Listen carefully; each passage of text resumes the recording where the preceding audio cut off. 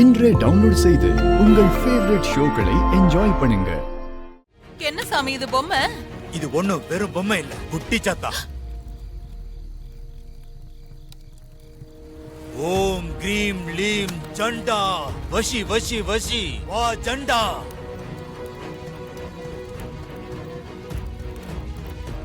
இந்த குட்டி சாத்தானை கொண்டு வந்து இத வச்சு என்ன வேணா சாதிக்கலாம்னு சொல்றீங்களே, இந்த குட்டி சாத்தானுக்கு எப்ப உயிர் வரும்? இவ்வளவு நேரம் பொறுமையா இருந்த நீங்க இன்னும் ஒரு அரை மணி நேரம் பொறுமையா இருங்க. ஜண்டாவுக்கு உயிர் வந்துரும்.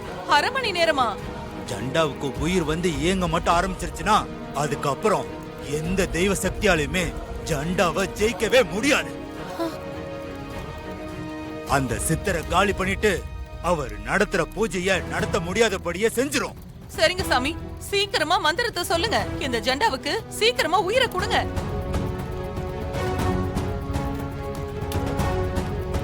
மேடம், நாங்க என்ன நடக்குதுன்னு பார்த்துட்டு வரேன். சரிம்மா, சரி போமா. மனத்தில் இருக்கும் புதிகைக்கு போய் பூஜைக்கு தீர்த்த நீர் எடுத்துட்டு வரணும். சரிங்க சாமி. அந்த தீர்த்த நீர் தான் பூஜை ஆரம்பிக்கிறதுக்கான முதல் படி. ஆனா அந்த வனத்துல இருக்க புதிகைக்கு அக்கா குருவிங்கிற பெண் தேவதை காவலுக்கு இருக்கும்.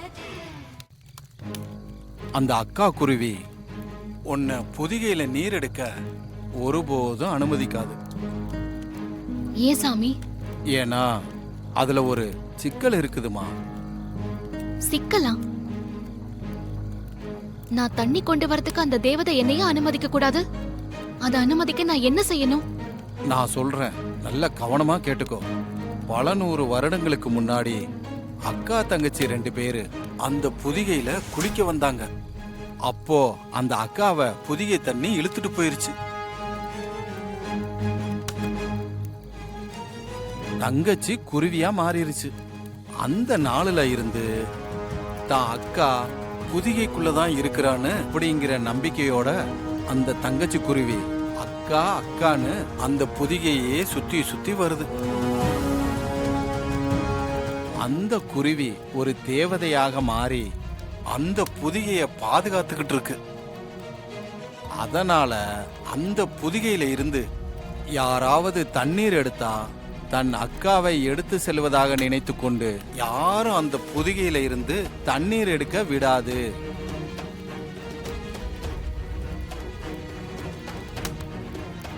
அந்த அக்கா குருவி தேவதைய பார்த்து உன் மாங்கல்ய பிரச்சனையை எடுத்து சொல்லி அதோட மனச மாத்தி நீர் எடுத்து வர வேண்டும். நீ அந்த நீரில்தான் பூஜை செய்ய வேண்டும். ஏனென்றால் அது காவேரி, கங்கா, யமுனா போன்ற 3 நதிகள் சங்கமிக்கும் ஒரு குறிப்பிட்ட இடமாகும். அந்த நீருக்கு தெய்வீக சக்தி உண்டு.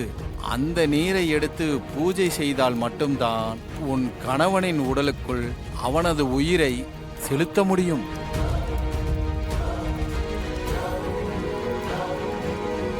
இந்த கலசத்தில் அந்த தீர்த்தத்தை எடுத்து வா. இந்தா, போய் எடுத்து வா. சரிங்க சாமி. நான் எப்படியாவது அந்த தேவதை கிட்ட பேசி என் கணவர் நிலைமையை எடுத்து சொல்லி நான் அந்த நீரை எடுத்துட்டு வரேன். நலம் உண்டாகட்டும்.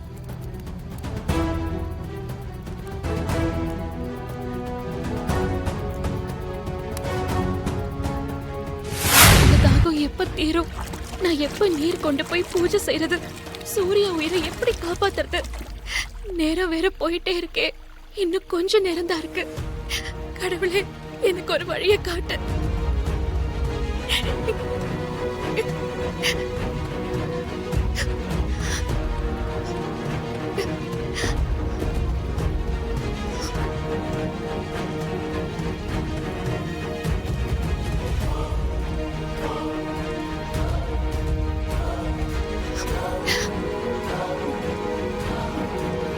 ஆஹா, என் தாகம் தீர்ந்து விட்டது. என் தாகம் தீர்ந்து விட்டது. எவ்வளவு பெரிய வைராக்கியத்தையும் ஒரு பதி பக்தியின் கண்ணீர் உடைத்து சுக்குநூறாக்கி விடும் என்று நிரூபித்து விட்டாய் பெண்ணே.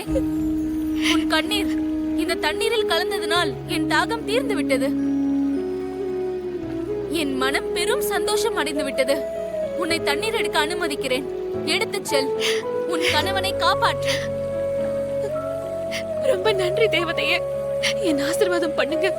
உன் கணவனோடு 16 பெற்று பெருவாழ்வு வாழ வேண்டும்.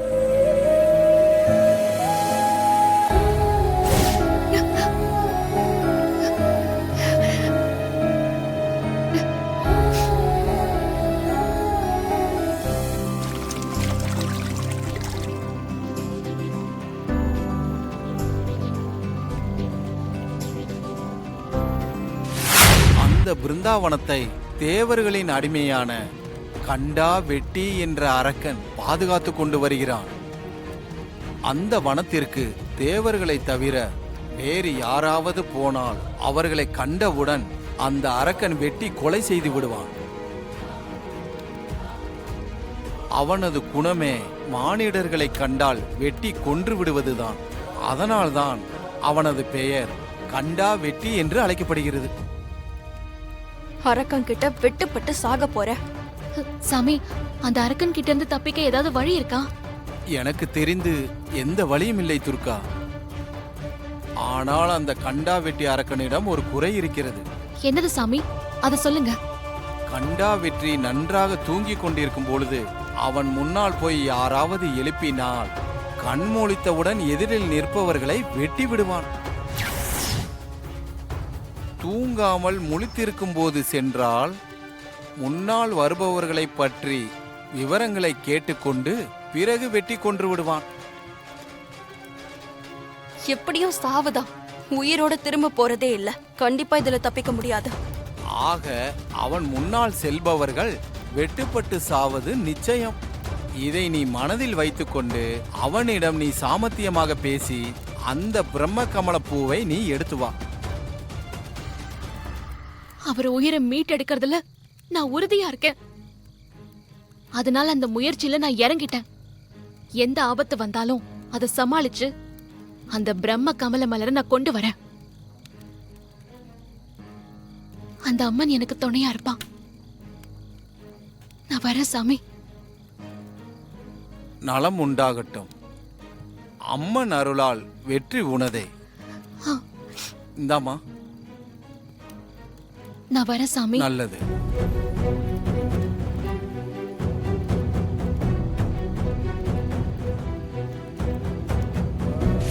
துர்கா புதிகையில இருந்து தண்ணி எடுத்துட்டு வந்துட்டாளா? ஐயோ, அடுத்து பிரம்ம கமல பூவை எடுத்துட்டு வர்றதுக்கு கிளம்பி போயிட்டா. ஐயோ, ஆனா அந்த பூவை பறிச்சுட்டு வர்றதுல துர்காக்கு ஒரு பெரிய ஆபத்து இருக்கு. ஆபத்தா? கண்டா வெட்டி அரக்கன் கிட்ட வெட்டுப்பட்டு தான் அவ சாக போறா.